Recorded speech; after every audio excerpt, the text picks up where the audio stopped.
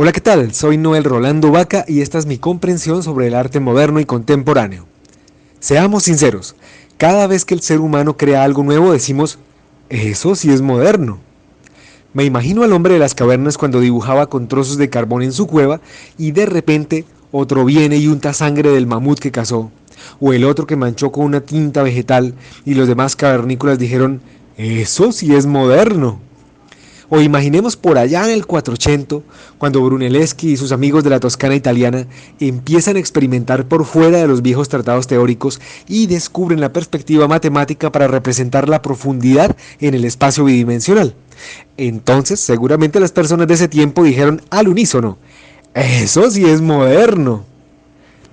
Bueno, la verdad no sé si utilizarían la palabra moderno, pero seguramente algo similar dijeron. Y como bien sabemos, el ser humano es cíclico, normalmente repite épocas o situaciones, pero por otro lado está en constante búsqueda, exploración y sobre todo cuando hay pesadas leyes o teorías que nos hacen sentir encerrados, la rutina nos lleva a rebelarnos contra los dogmas y límites, para hallar nuevas maneras de vivir, de crear, de expresar o comunicar. Fue así como a mediados del siglo XIX, cansados de representar de manera realista acontecimientos de la historia, de los animales, las personas o la naturaleza, especialmente cuando llega Joseph Nice con su fotografía y le daña el caminado a los pintores, o bueno, más bien los empuja al cambio, estos buscan su propia respuesta subjetiva a lo que perciben del mundo, especialmente a través de la pintura. Es allí donde nos encontramos con figuras maravillosas como la del francés Edouard Manet, considerado el primer artista moderno, ya que no intentó disimular la bidimensionalidad de la superficie pictórica con recursos artificiales como la perspectiva matemática, sino que buscó destacar la artificialidad de la pintura. Pero fue en 1872 cuando Claude Monet, yo siempre los confundo la verdad, Monet, empleó innovadoras pinceladas borrosas, un novedoso enfoque en la luz y una paleta de colores vivos para pintar su famosa Impresión Sol Naciente. El cuadro era un objeto artístico en sí mismo, no una representación de una realidad ajena a él. Después vinieron Paul Cézanne, Van Gogh, y de ellos, como una reacción en cadena, una rebelándose contra la otra, las vanguardias. El impresionismo, el posimpresionismo, el expresionismo, cubismo, futurismo, surrealismo, suprematismo y todo lo que terminaba en ismo. Se habla de modernidad para referirse a las profundas transformaciones que experimentaron los países industrializados a partir del siglo XIX con las revoluciones técnica e industrial, pero también a la forma de pensar y de crear de manera innovadora y en reacción a las reglas establecidas por la academia. Por ejemplo, las máscaras africanas o las estampas japonesas que habían sido creadas por fuera de las instituciones de las bellas artes europeas. Estas formas tuvieron un impacto importante en los artistas europeos, ya que descubrieron modos diferentes de producir objetos visuales significativos. Se presenta algo de confusión con el término moderno.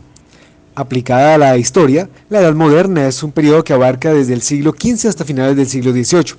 Este es un fenómeno diferente del modernismo como movimiento artístico, que es el que estamos viendo.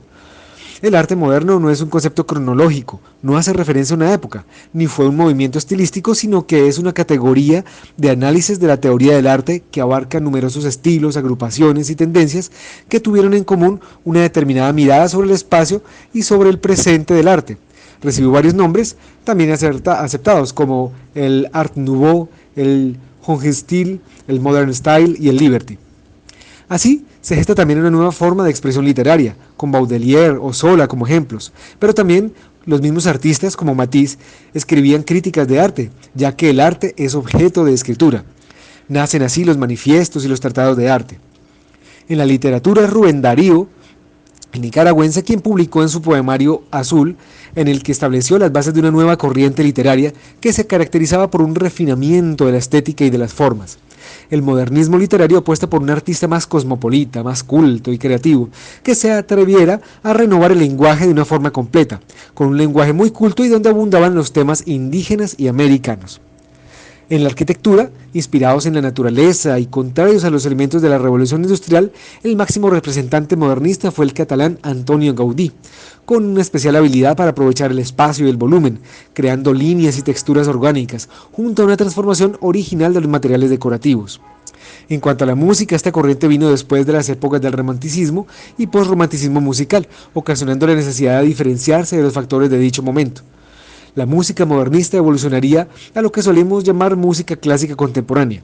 Posee un concepto experimental y tiene como motivo principal la ruptura de la tradición académica e innovar con libertad, llegando hasta incluso al minimalismo y influencias del jazz y música incidental y cinematográfica. Sus principales representantes fueron Arnold Schoenberg, Igor Stravinsky y John Cage. Las características como tal del arte moderno es que se originó a partir de la nueva mentalidad social nacida a partir de las revoluciones del siglo XVIII y XIX, que introdujo a la sociedad en una época de conceptos del pueblo, la burguesía, ciudadano, república y derechos del ciudadano, etc. La participación de la población en actividades antes reservadas para una clase aristocrática generó el interés por vincular el arte a la vida de una sociedad que estaba en permanente cambio. Los artistas y teóricos consideraron que en la sociedad moderna el arte no podía seguir limitado por las instituciones académicas que establecían sus condiciones. Puso de relieve las nuevas condiciones en las que el arte es productivo, expuesto, analizado, coleccionado incluso. El mercado del arte, es decir, la libre oferta y demanda de obras de arte, reemplazó el mecenazgo, que era ese sistema en el que el clero o la nobleza o las clases altas protegían a los artistas y condicionaban sus producciones.